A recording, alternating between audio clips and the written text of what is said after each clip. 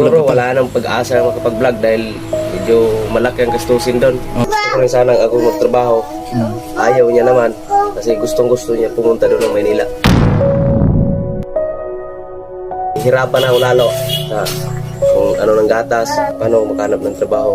Ganito yung sitwasyon ko. 2 bata yung pinag-alagaan ko. So ngayon, umabot sa ganitong sitwasyon na hindi na nagparamdam.